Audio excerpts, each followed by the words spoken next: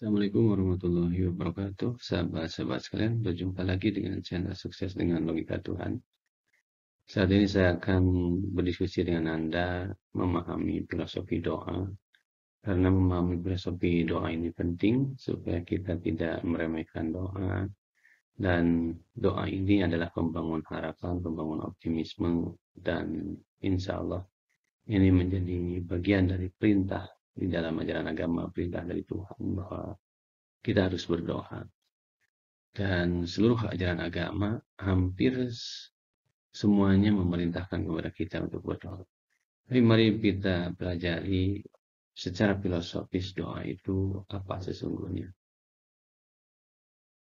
Doa adalah benda, dan ini satu hal yang unik sahabat-sahabat sekalian, karena biasanya doa itu kan tidak terlihat, jadi orang akan sangat berpikir mengapa doa ini menjadi sebuah benda begitu, dari mana asalnya dan apa argumennya dan apa alasannya. Inilah ada beberapa argumen yang saya kemukakan di sini. Jadi kenapa doa itu adalah benda? Jadi kalau dikasih doa sebetulnya kita dikasih benda. Cuman benda seperti apakah doa itu? Nah, doa menurut ilmu bahasa adalah berasal dari kata benda. Nah, kemudian arti bahan pembuat doa itu adalah benda, yaitu gelombang energi kuanta yang disebut pikiran dan perasaan. Ini saya kutip dari penulis buku Quantum Ikhlas, R.B. Sentanu. Dan luar biasa, ini kita dapat insight baru bahwa doa itu adalah benda. Jadi kalau ada orang dikasih doa, biasanya kan tidak menganggap dapat apa-apa. Sebetulnya doa itu adalah benda. Kita lebih bahagia kalau dikasih sebuah benda hadiah itu dalam bentuk benda. Tapi kalau diberi hadiah doa, kadang-kadang kita menyepelekan karena tidak memahami bahwa doa itu adalah benda itu sendiri. Nah, kemudian berbicara tentang doa, ternyata dalam hadis juga ada menjelaskan bahwa doa itu ada kaitannya dengan benda-benda begitu ya. Walaupun di sini ya bahasanya bisa saja bahasa filosofis juga. Ini ada kata senjata, ada tiang, kemudian ada cahaya. Tapi ini kalau kita ketahui secara kasat mata, senjata, tiang, cahaya itu adalah benda. Jadi memang logis juga ya kalau penjelasan dari R.B. Sentanu di sini bahwa doa ini bersumber dari kata benda, ya memang hadis juga berbicara tentang benda-benda begitu. Doa itu senjata tiang cahaya. Oke, selanjutnya kita coba perjelas lagi. Ternyata susunan benda ini kalau kita dalam ilmu fisika ternyata seperti ini. Benda ini terdiri dari molekul, atom, partikel, dan ini masih terlihat. Nah, setelah memasuki wilayah kuanta dan vibrasi energi, ternyata benda itu tidak terlihat. Nah, jadi benda itu ada yang terlihat dan tidak terlihat begitu, sahabat-sahabat sekalian. Jadi kalau doa itu dikatakan benda, yaitu adalah benda yang tidak terlihat.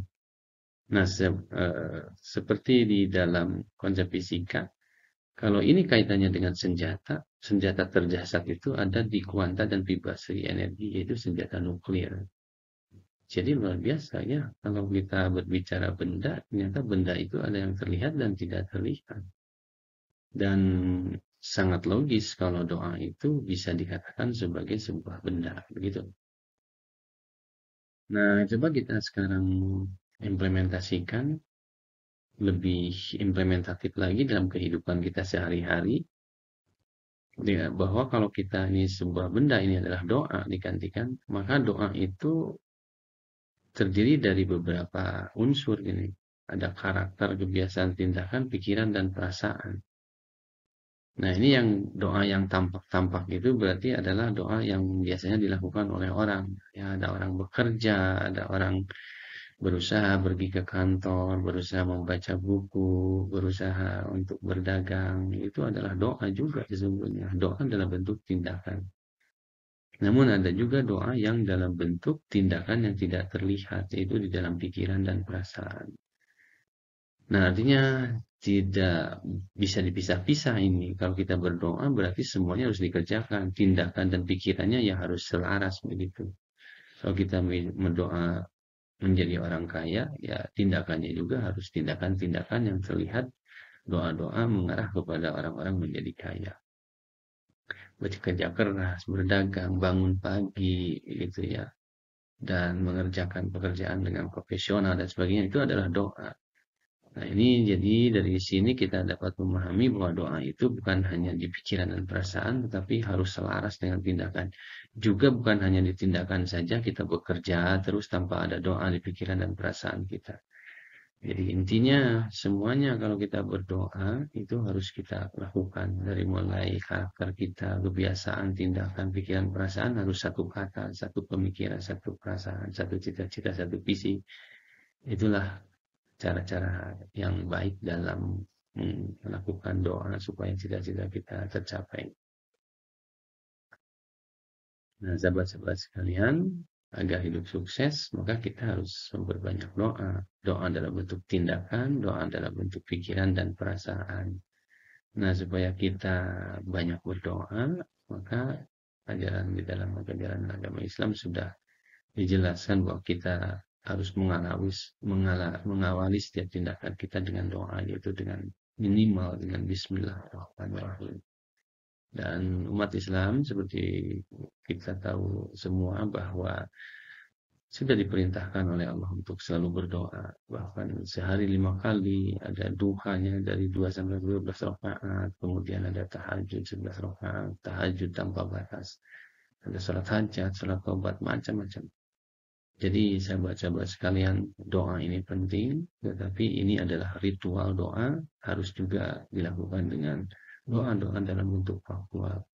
Artinya setelah berdoa setelah ritual dalam pikiran dan perasaan kita, harus ditindaklanjuti dengan tindakan-tindakan yang menjurus kepada apa yang kita pikirkan dan kita rasakan dalam doa tersebut. Jadi inilah cara berdoa yang insya Allah akan semakin mempercepat kesuksesan kita di muka bumi ini. Nah, kemudian ada orang-orang yang ditentukan oleh Allah ini memiliki kekuatan doa, memiliki keistimewaan dalam berdoa. Ya, kita juga untuk meraih kesuksesan kita harus minta doa dari orang-orang yang diberi kedudukan spesial oleh Allah Subhanahu wa taala, yaitu salah satunya pemimpin yang adil. Pemimpin yang adil di sini sahabat-sahabat sekalian, siapa sesungguhnya? Nah, kita harus positive thinking kepada siapapun pemimpin, maka dia berpotensi menjadi pemimpin yang adil. Artinya ketika kita bertemu dengan siapa saja seorang pemimpin, mintalah doanya kepada mereka. Jangan minta uangnya.